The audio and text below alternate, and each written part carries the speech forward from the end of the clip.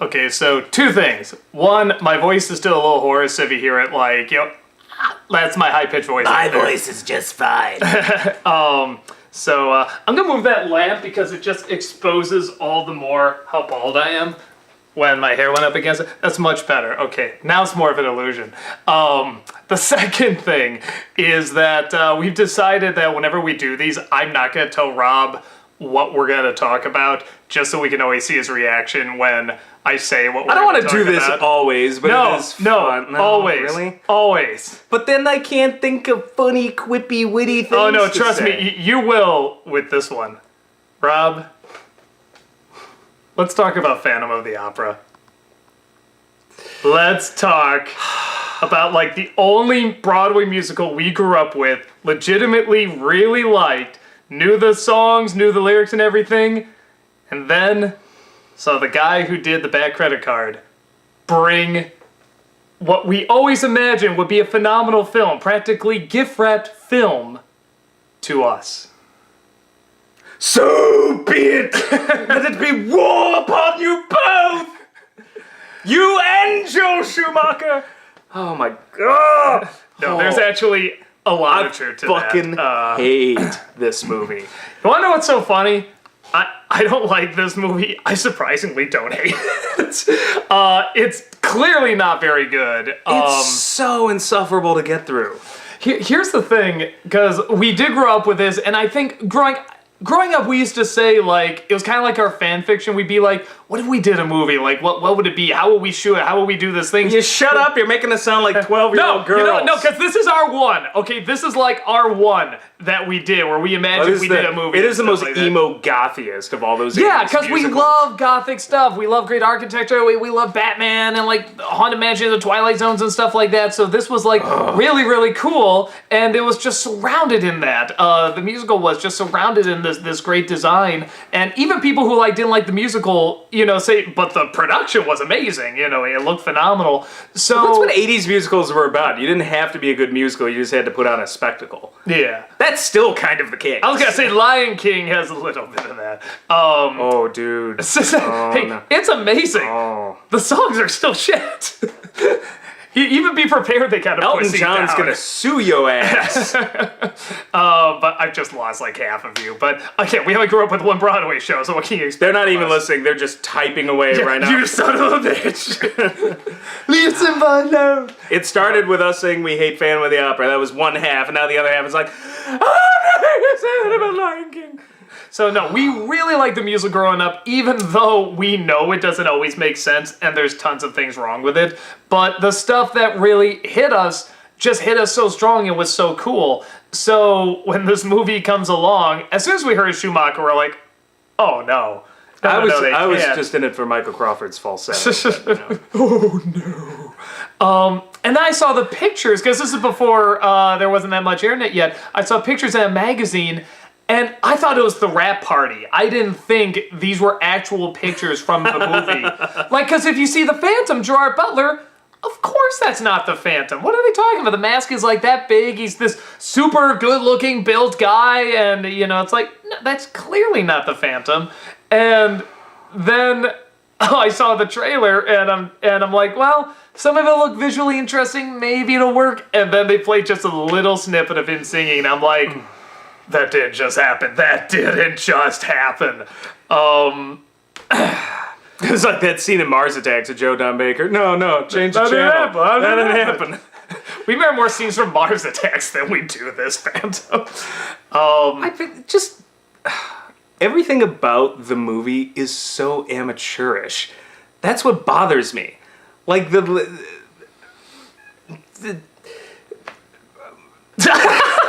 can't even. I'm like trying to think of one thing in particular. There's so many. It's like the stupid hands, the horse, which I know the horse was in the book. It still doesn't make any sense. Yeah. The Gerard Butler's singing. The makeup on him is terrible. I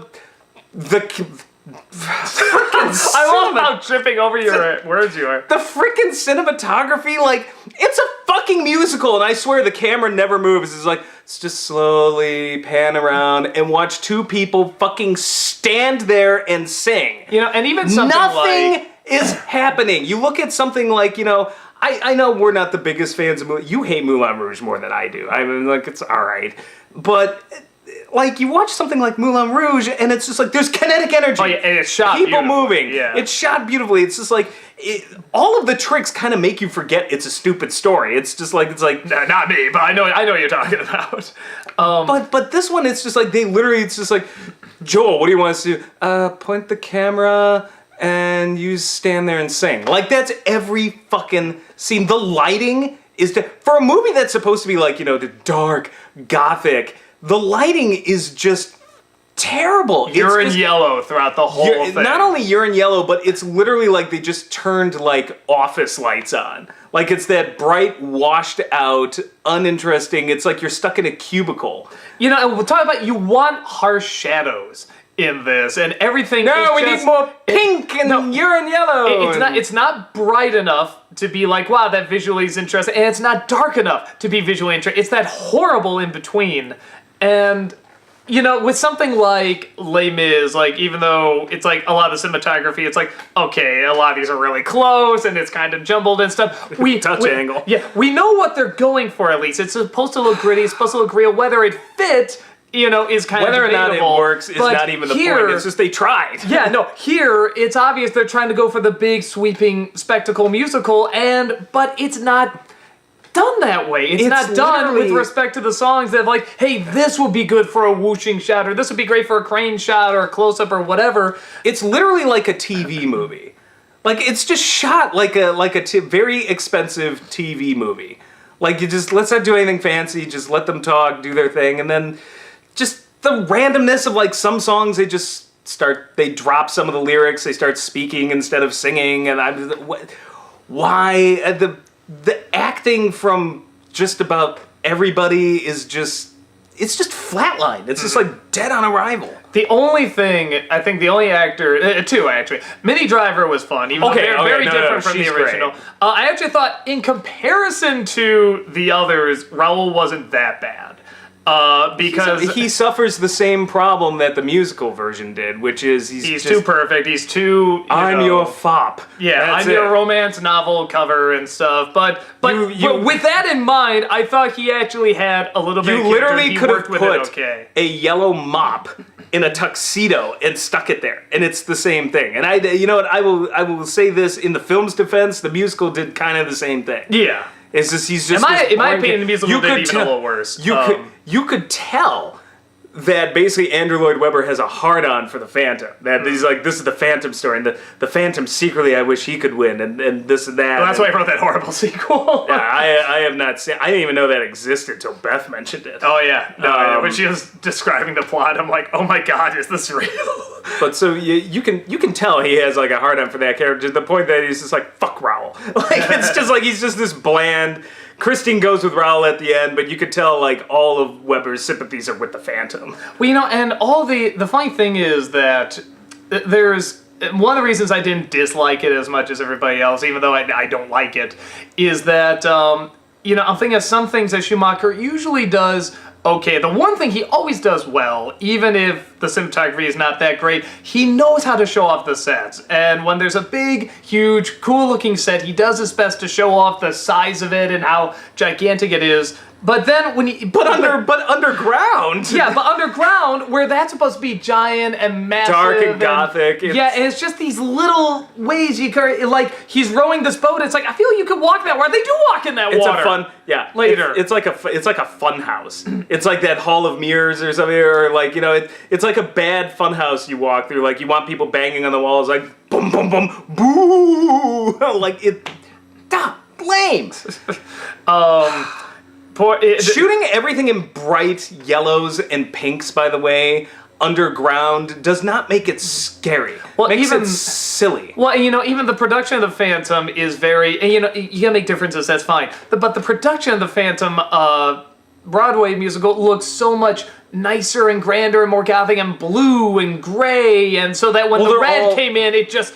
leaped out at you when Red Death comes in and gets all that blue and they're purple. All like that, like outside of like the little productions they do within the show, they're all like anything surrounding the Phantom and even like graveyard and the rooftop, they're all like these kind of Van Gogh blue tones offset by like the yellow of candles. And it's beautiful. It's spooky. That's what it's called the Phantom of the Opera, not... I can't. I just love how much you're tripping over your words. And you know, some things they moved around I was kind of okay with. I didn't mind the chandelier being moved to the end. I'm like, okay, climax. I'm not gonna be too upset. I don't care about that because that makes more sense. They only did that, I think, in the Broadway production because you had to bring that chandelier back up during the intermission. I like for time wise, I like that they cut the second notes song, which does not hold up as well as I thought. Like, even in the musical, I listened to it again, I'm like, man, this is not as fast and clever as I thought it was. Because, like, when you're a kid, you think that, you know, it's just so quick and cool and the lyrics and everything, and half the lyrics don't make sense and it's a little slower. So they cut the second one and move it to the masquerade scene, which I thought that was kind of clever. But aside from that, and I like the way they do the transformation of the chandelier rising up at the beginning and the flame coming in the little stage lights, and I thought that was very effective. That's like, yes, that's what should have been done. I can't think of anything else that was like, that was a good move, that was smart, that made this better. No, honestly, I thought the ending was terrible. I didn't need to see Raoul at the graveside with the... There's no point. There was no, like... You got everything in that opening. Give me the already. mystery! I don't want to know what happens after, like... Well, they already explained it. She's clearly dead. You know, clutch in peace indeed. In the musical, it's like a framing device to open in the past, and Raoul gets the fucking stupid monkey. I never really got what was up with that monkey. No. Even in the musical, I'm just like, that's great. Glad you like the monkey, Christine. Like, Spike the monkey. Ooh, ah! I can't do the high pitch right now, sorry. But in the movie, there's just no point to it. Like, I guess I will say this. In the movie, at least with the intro, it's cool to see the opera house come to life. That was one of the few good scenes. And the chandelier falling was pretty cool. But there's so many random things. The Phantom was, like, supposed to be spooky. Like, even in the book, I think he was like Persian or something. He had like a magician sort of background. He was like a master illusionist. He had been around in carnivals as like the freak show or whatever. And like in the musical, it's like he shoots like fireballs in the graveyard scene, this and that. And in this one, he's just like, it's a sword fight. It's not even a good sword fight. It's a lame sword fight. And he gets bested and he's sitting there on the ground like... jerks! Like, I'm like, why am I scared of this guy? Like, He's a pretty pathetic Phantom. Phantom's already a little pathetic in many respects. At least in the musical, he was tortured monster. At least in the musical, he was mysterious. You know, like always in the shadows, isn't that? Here, he just kind of has free reign, almost to just walk around anywhere. I'm surprised not more people spot him. You know, and one of the scenes I thought, this is the most cinematic, you know, I can't wait till someone makes a movie of this and does something with this, is during the ballerine scene before the guy is dropped, before he's hanged. You see the shadow of the Phantom, like, projected onto the screen, like, looking around like he's in front of a light. And it's so cool to see these little ballerinas and this giant shadow of the Phantom. And you couldn't get more gothic and operatic. It's amazing. Don't do a thing with it. You just see him chasing that guy. Kind of a silly chase. He's like, oh, you're going this way? Oh, you're going this way? Oh, you're going that way? I mean, it's like a ridiculously comedic scene that then ends with him being hung. And I'm like, the fuck? Tonal shift.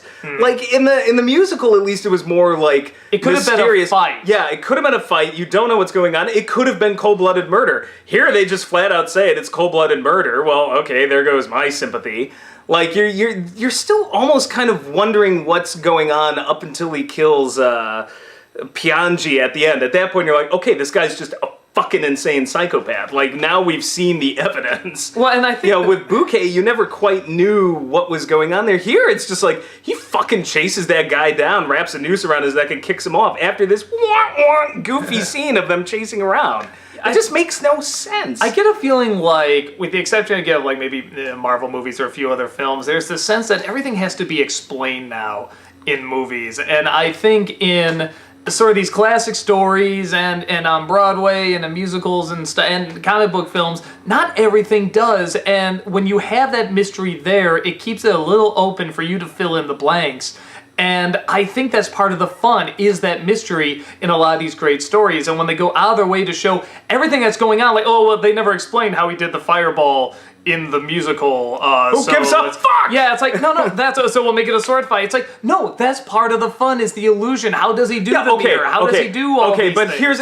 here's what drives me nuts. He's an illusionist. But here's what drives me nuts. It's inconsistent. Because literally they're like, oh, well, we're going to change it to a sword fight and this and that and try to explain some of it or cut out the mystical magical elements. But you got fucking candles rising from you got the moving water arms. like they did in the musical that turn on magically. How the fuck did he do that? What's with all the hands? Like, some people are like, well, Christine's dreaming, she's been drugged or whatever, and... What? Where was that?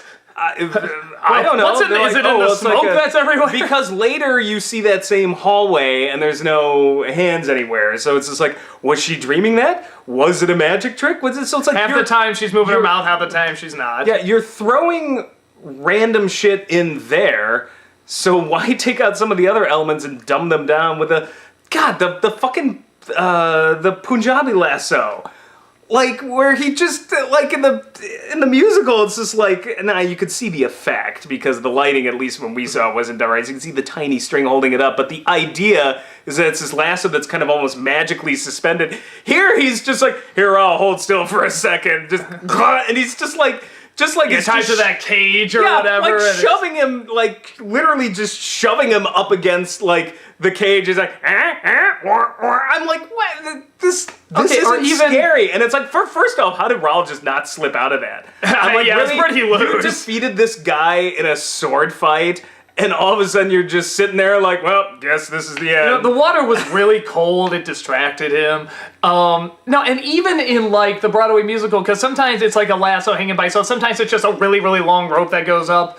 There's sort of all these various ways they do it, but the idea is that he's hanging from above, and again, cinematically, the angles you could get with that. The low shots, the high shots, and all the with CGI, you could take the string out of it easily, and it would be a great effect. Yeah, no, I mean, there's so many things you could do. We gotta ground this in reality, even though we had hands holding candles earlier. Even if you don't do that effect, there has to be a way, like, in the musical, he sneaks up on it. That's how he gets the rope around. Do that. Sneak up, he gets the rope around his neck, and then, like, I don't know, he hits a button or something, and it pulls him into the air. He's an illusionist. He can do something just cinematically. Isn't that so much more interesting than just the three of them just sort of standing there so awkwardly and just kind of singing back and forth? I mean, it's like, you could spin the camera around with all of them singing and him hanging up there, and so many things you could do, and it just feels like a million wasted opportunities on something that's practically handed to you saying, make me awesome. Can we talk about the casting too? Because the only two that are perfectly cast are Miranda Richardson and Minnie Driver. Yeah, the Brits. They're the only two that I think realize they're in junk. Like, I think they realize, like, oh, this is silly, stupid, we'll do whatever the hell we want. And, yeah, so the two Brits come out they're hilarious. I actually like them, but I think they realize this is just fucking ridiculous. But, the Raul didn't leave much of an impression.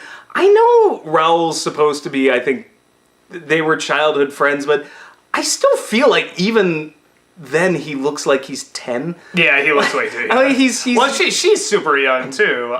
He carries himself much more like a 15-year-old than, like, I felt like somebody who's really supposed to, like, take Christine and be like, babe, I'm here to protect you. No more worries. Dry your tears, this and that. I wasn't feeling the confidence from him because... he has a voice like this. He reminds me kind of like... it's very Leonardo DiCaprio. He reminds me of Cyclops from the X-Men movies. It's like, okay, you're not, like, bad or anything, but you're not Cyclops. I will give the original Raul from the London cast recording this. He had, like, kind of this deeper voice. Yeah, he was a man, yeah, and it's corny, and it's he was actually an older, like, he was probably... Well, everybody was. Late 30s, 40s. Sarah Brightman, she clearly wasn't 16. Yeah, but it at least the voice carried it. Mm-hmm. So I'm like, okay, I believe this guy when he says, like, I will fucking protect you. Yeah. Like, when this kid is just, like, he's not terrible, but it's just like, no more talk of... I'm like,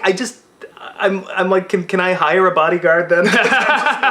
Though we still best the Phantom somehow. Well, you had an interesting thought, because when they were talking about casting it, the big thing was Antonio Banderas. He's going to be the Phantom, and neither of us thought he was like a great singer, like the perfect. Again, he was too sexy. You can't get a guy too sexy, like the SNL sketch. But you can't get a guy who's like a sexy Phantom, like visually. It's more psychologically. It's like Dracula, though Dracula sometimes can be visually sexy, but it's very much the psychology. It's about power. Yeah, it's the power struggle and control. But Antonio could do that, but he was just way too good looking. You said you had a good idea. You said he should have been Raul. Yeah, that would have been a really cool idea. This would have been decades. You would have had to have gotten him when he was legitimately younger. Like I mean, now you couldn't do it, but But I thought that was a cool idea, because that would be a cool Raul. Elmer, like the early days of his acting. Yeah. But yeah, because like he has the confidence. That's my problem. Like most Rauls, they just kind of they suck any sort of masculinity out of them by almost being too masculine in a weird way. But free her, do what you like, only free her. I mean, it's like, and same thing in free her, do it. He's got the long hair. They're just trying too hard. They're miscasting, and I feel like if you're going to create a counterpoint to the Phantom, I feel like there's been this misjudgment that, oh, well, you have to get somebody who is so light and airy and the opposite. And I'm like, I don't necessarily buy that. Like, I think you could have two guys that are more equally matched.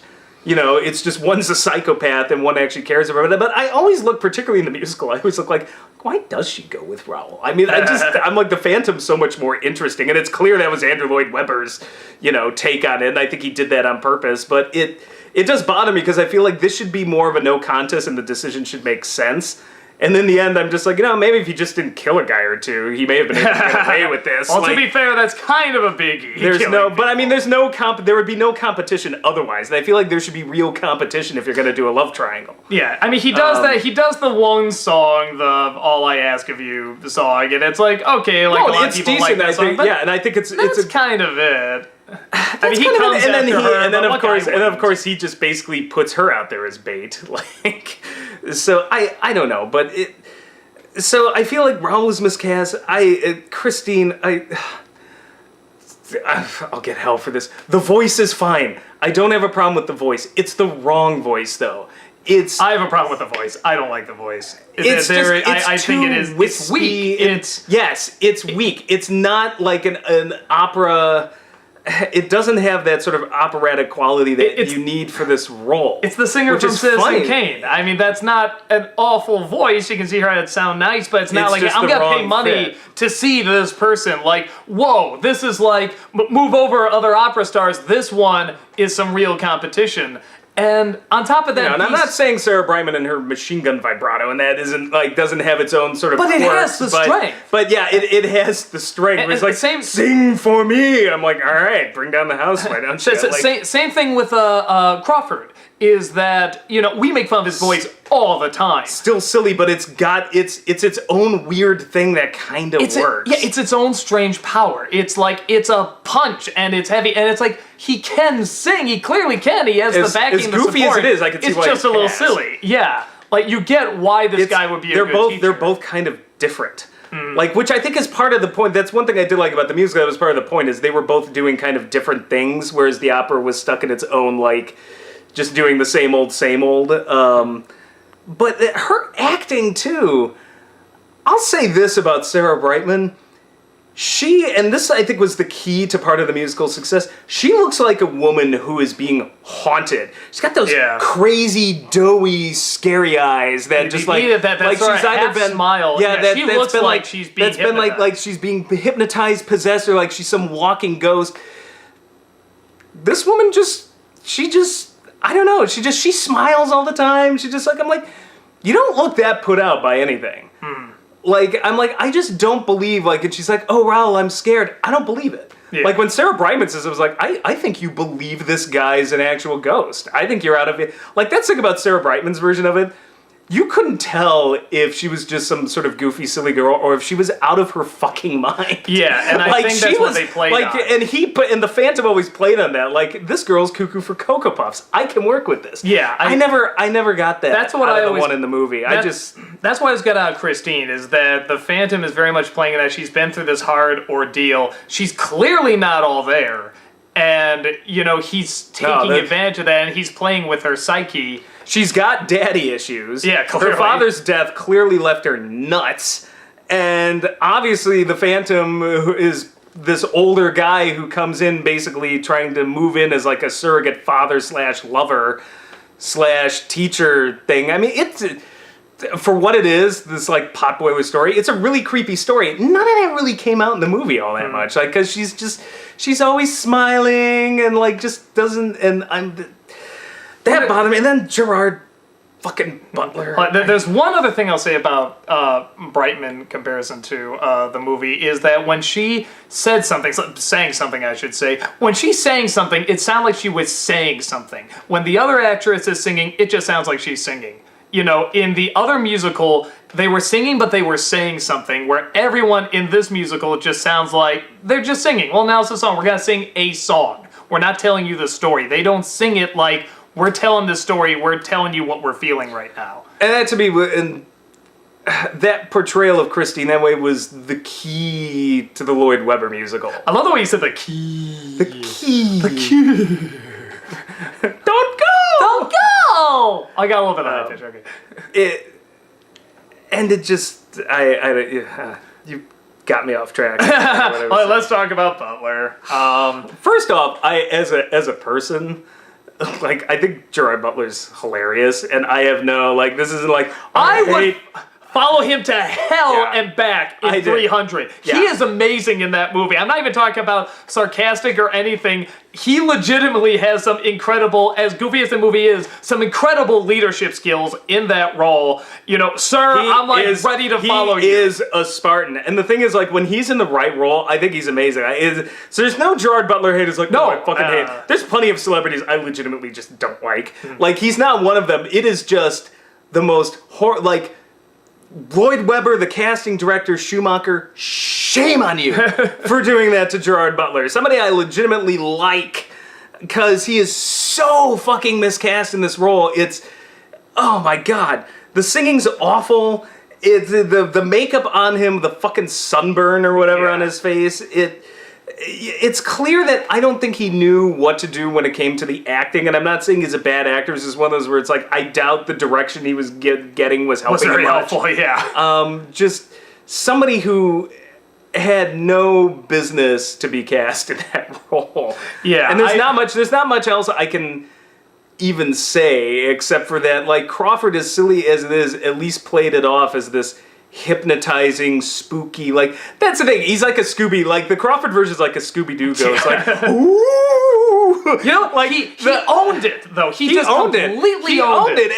And the musical with its dark lighting and the spooky mist and all that, it worked, it fit.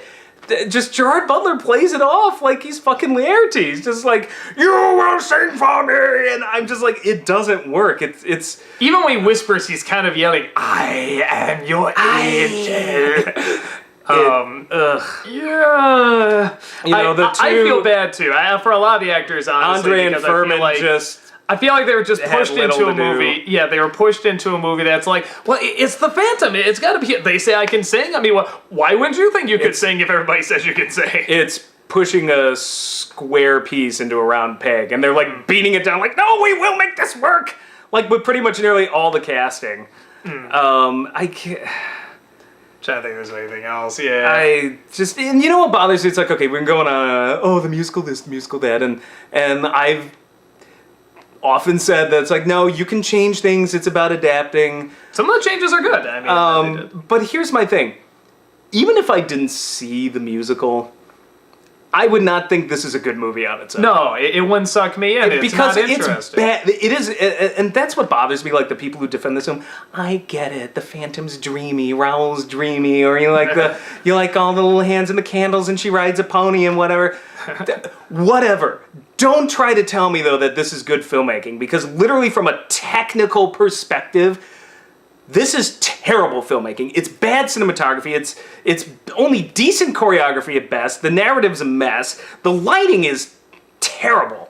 Like, it's community college type stuff. It's just not good filmmaking. So don't try to, if you're just like, but I like the movie, go ahead, like the movie. I don't care. That's fine. But don't be like, but it's a legitimately well-made film. It's not! So some shots... Moulin Rouge is! Yeah, so some shots, one or two of them are frame nice, like I said, especially in the opening and stuff. But even watching it again, I remember when I first saw it, I thought the cinematography was more interesting back then. Because some of these tricks weren't being used as much, and we were just discovering them. Now, years later, it's like, I'm watching, it's like, man, I remember some of these shots I thought were much more impressive back then, and they just look so standard nowadays. It's like when we rewatched The Passion. I was talking to Brad about it, I was like, you remember this looking a lot better? And we're like, yeah, now it just kind of looks like a Hallmark religious channel movie. It just doesn't look as grand as it did back then. And I think that is something to just, you need someone that's just like, hey, not only is this going to look good, but, the focus is going to really, really draw you, it's going to pop out and grab you, and that's the kind of cinematography that really holds up. Well, speaking of Brad, we were just talking. I think it pertains to this. You want an example of a bad movie that is technically made really well on a technical level? Exorcist 2.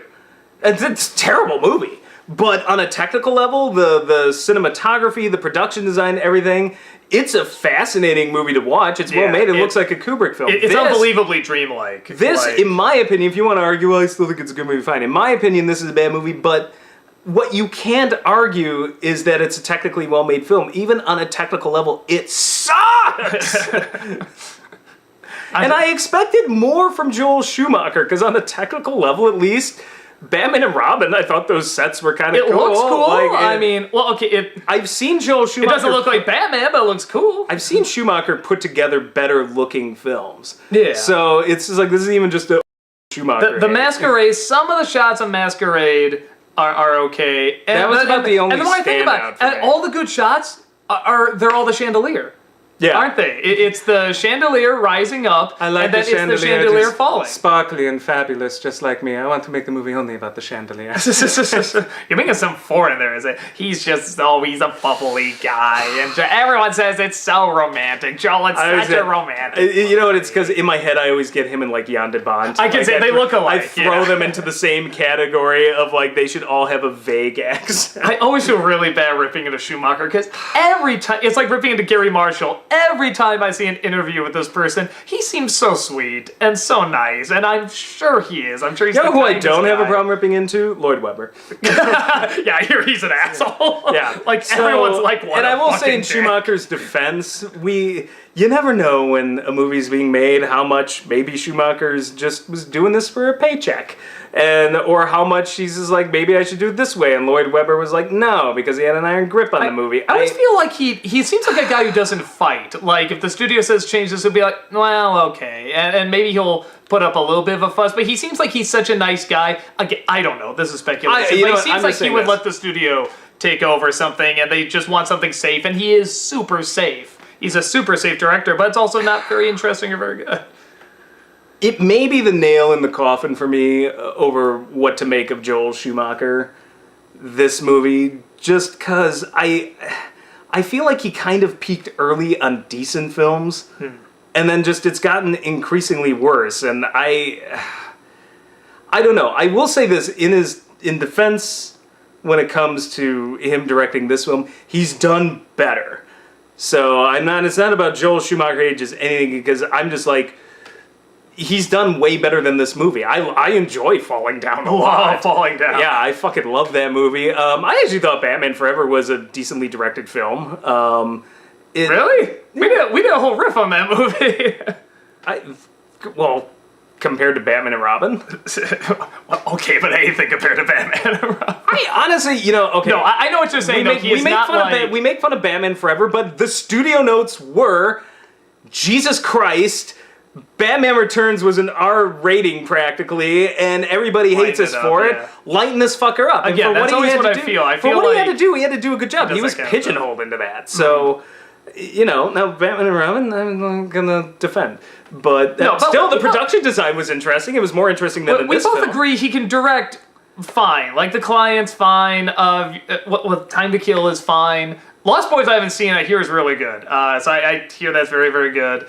So it's not like, anything he touches, garbage. It's like, no. Now, Lloyd Webber, who basically was not doing movie musicals for so long, he's like, it'll never be exactly as my vision. Comes out with this thing, and this is like, finally, the way I want it. Like, no, I can't defend that, and I hear he's a bit of a prick anyway. So I'm not going to lose sleep over That's all I that hear. one. Well, even you just watch him on video, like whenever he's with Sarah Brightman, it's just this competition of who can make the other feel more uncomfortable.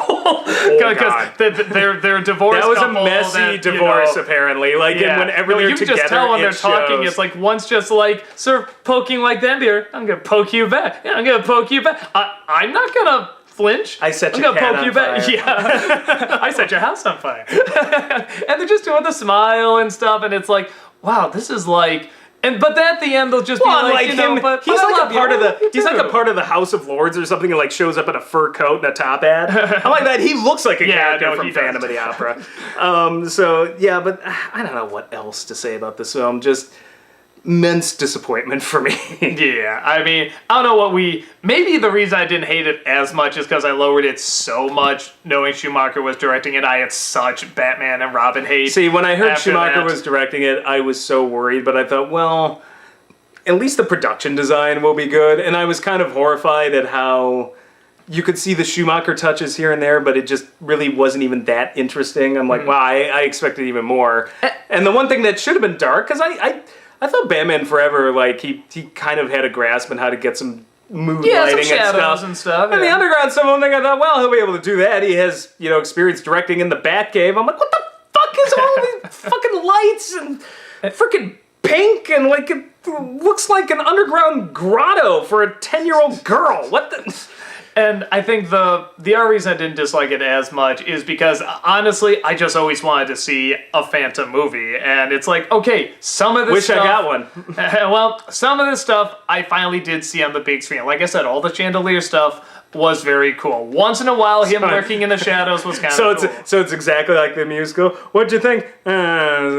Chandelier was cool. Yeah, pretty much what everybody said when they saw the original musical. Yeah, that's about it. Can't think of much else. All I can say is, don't go! Damn it. I can't do it. You do it. Don't go! I can't get that high. Let's just end with the falsetto.